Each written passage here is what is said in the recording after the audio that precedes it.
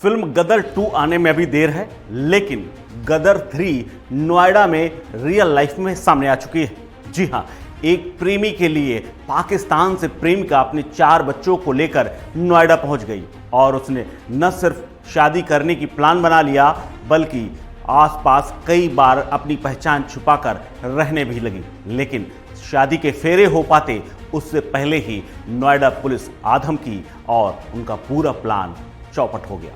और ये दोस्ती और ये लव स्टोरी इन दिनों सोशल मीडिया पर खूब चर्चा में बनी हुई है। दरअसल भारत में बिना वीजा अवैध रूप से प्रवेश करने वाली पाकिस्तानी महिला सीमा हैदर और उसके बॉयफ्रेंड ग्रेटर नोएडा के सचिन को मंगलवार को पुलिस ने गिरफ्तार कर लिया है। गिरफ्तारी से पहले दोनों ने मीडिया के सामने भावुक अपील की और पीएम मोदी से ये मांग की कि दोनों को साथ रहने दिया जाए।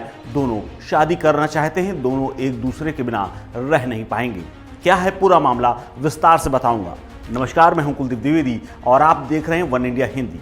दरअसल पुलिस की गिरफ्त में आई 27 साल की सीमा हैदर, जो कि कराची के रहने वाली है, वो अवैध रूप से नेपाल के रास्ते 4 बच्चों के साथ भारत में प्रवेश करती है और उसके बाद तमाम रास्तों से यूट्यूब में रास्ते खोजते हुए अपने प्रेमी सचिन के पास पहुंच जाती है, जिसके अवैध रूप से प्रवेश करने पर पुलिस ने कार्रवाई की है और संबंधित धाराओं में केस दर्ज करके उसे गिरफ्तार कर लिया है। इसके साथ ही सचिन और सचिन के पिता नेत्रपाल के खिलाफ भी 120B और धारा 34 के तहत कार्रवाई की गई है। आरोप है कि इन्होंने पाकिस्तानी महिला को अवैध रूप से बॉर्डर क्रॉस करने में सहयोग दिया और अपने घर में पनाह दे दी। क्या है पूरा मामला, अब आप इसको समझ लीजिए। दरअसल नोएडा के ही रहने वाले सचिन और कराची की रहने वाली सीमा हैदर, जिसके 4 बच्चे हैं, वो मई के दूसरे सप्ताह में कराची से पहले दुबई पहुंची और फिर उसके बाद नेपाल पहुंची। नेपाल पहुंचने के बाद वो पोखरा आई और पोखरा से उसने अवैध रूप से भारत में प्रवेश कर लिया। इस पूरे मामले की जानकारी पुलिस को एक वकील से हुई, जिससे सचिन और सीमा ने पिछले हफ्ते शादी के संबंध में संपर्क किया था। सोमवार को दोनों को बल्लभगढ़ में बस के गिरफ्तार कर लिया गया है।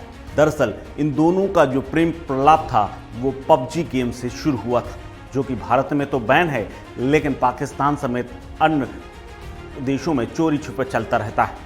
लेकिन पुलिस की कस्टडी में आने के बाद सबसे पहले ग्रेटर नोएडा के डीसीपी दफ्तर में सीमा हैदर और सचिन से पुलिस ने पूछताछ की। इस दौरान दोनों सरकार से और पुलिस से अपील करते रहे कि दोनों शादी करने के लिए राजी हैं और ये कहते रहे कि मैं प्रधानमंत्री नरेंद्र मोदी और उत्तर प्रदेश के मुख्यमंत्री योगी आदित्यनाथ से अपील करता हूं कि मुझे सीमा से शादी करने का मौका दिया जाए। मैंने कोई अपराध नहीं किया, मैं सीमा से प्यार करता हूं। पुलिस ने मुझे सिर्फ इसलिए गिरफ्तार किया है क्योंकि सीमा, जिसको मैं प्यार करता हूं, वो पाकिस्तान से है। लेकिन इसके बाद भी दोनों को गिरफ्तार कर लिया गया है। वहीं सीमा ने यह दावा किया है कि वो किसी भी कार्रवाई को झेलने के लिए तैयार है, क्योंकि उसने कुछ भी गलत नहीं किया है। सीमा ने कहा कि मैं यहाँ मरने को तैयार हूँ, मैं कभी पाकिस्तान वापस लौट कर नहीं जाऊँगी, मेरा वहाँ कोई नहीं। मैं सचिन से शादी करना चाहती हूँ, मुझे यहाँ रहना है, मुझे वापस नहीं जाना। मैं इनसे बहुत प्यार करती हूँ, मैं इनके लिए सब कुछ छोड़ आई हूँ, मुझे अब वापस नहीं जाना। बिल्कुल भी नहीं, मैं वापस नहीं।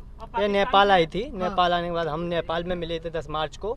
मिलने के बाद ये हम कुछ दिन वहाँ पर रहे, वो अपने यहाँ पर चली गई, हम अपने यहाँ पर आ गए। अब दोबारा आई थी वो यहाँ पर, हम इधर से इधर घूम रहे थे।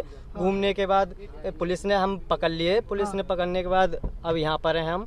तो हम बस एक वो मांगना चाहते हैं कि हमारी बस सरकार शादी करा दे बस। अब जो सरकार आज्ञा देगी वही तो होगा। अच्छा, तो प्यार अभी भी करते रहोगे? हाँ, प्यार अब भी करता हूँ। हम बहुत प्यार करते हैं आपस में। सरकार से क्या मांग कर रहे हो? सरकार से ये मांग कर रहे हैं कि हमारी शादी करा दें, हमारा घर बसे बस। सीमा ने यह भी कहा कि मेरे पति ने मुझे साल भर पहले तलाक दे दिया था, मैं सचिन से प्यार करती हूं और उससे शादी करना चाहती हूं, लेकिन पुलिस उन्हें गिरफ्तार करके कानूनी कार्रवाई करने को मजबूर थी। यह यूं कहें कि उनकी यही ड्यूटी थी। इस गिरफ्तारी के बाद डीसीपी साद मियां के अनुसार सचिन और सीमा ऑनलाइन पबजी गेम खेलते थे और 2020 में पहली बार दोनों संपर्क में आए थे। इसके बाद उन्होंने एक दूसरे का मोबाइल नंबर लिया और एक दूसरे को वीडियो कॉल और संदेशों का सिलसिला शुरू हो गया। इसने बताया कि पबजी के थ्रू ये संपर्क में आई थी। मूल रूप से सिंध की रहने वाली है, इस समय कराची में रह रही थी। कराची से यूट्यूब की कुछ वीडियोस देख के कि यहाँ पे कैसे शिफ्ट किया जाए वो उसने देखी और वहाँ पे एक ट्रैवल एजेंट के माध्यम से इसने नेपाल का टिकट कराया और नेपाल से वाया बस ये यहाँ पे आई है सचिन से मिलने।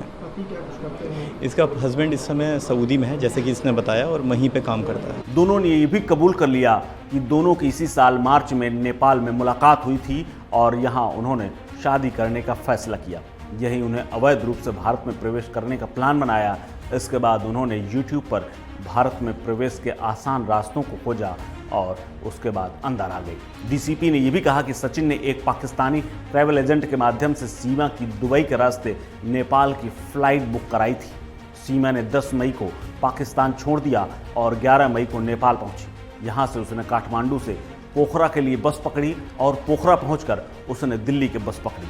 13 मई को सीमा ग्रेटर नोएडा के रबूपुरा के पास यमुना एक्सप्रेसवे पहुंची और उन्होंने ये भी बताया कि उसने यूट्यूब के रास्ते अफगानिस्तान, यूएई, अमेरिका और यूके से भारत आने के कई वीडियो देखे, लेकिन नेपाल के रास्ते भारत में प्रवेश सबसे आसान लगा।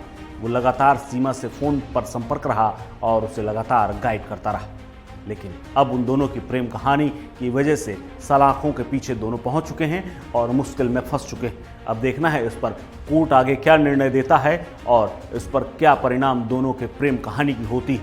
लेकिन ये गदर 3 सोशल मीडिया पर लगातार चर्चाओं में है और लोग तरह तरह की बातें कर रहे हैं। कोई सीमा और सचिन की प्रेम कहानी को आगे बढ़ने के लिए कह रहा है, कोई दोनों पर आईएसआई का सदस्य होने और उनका एजेंट होने का आरोप लगा रहा है। लेकिन सच्चाई क्या है, जल्द ही नोएडा पुलिस की जांच के बाद सामने आ जाएगी।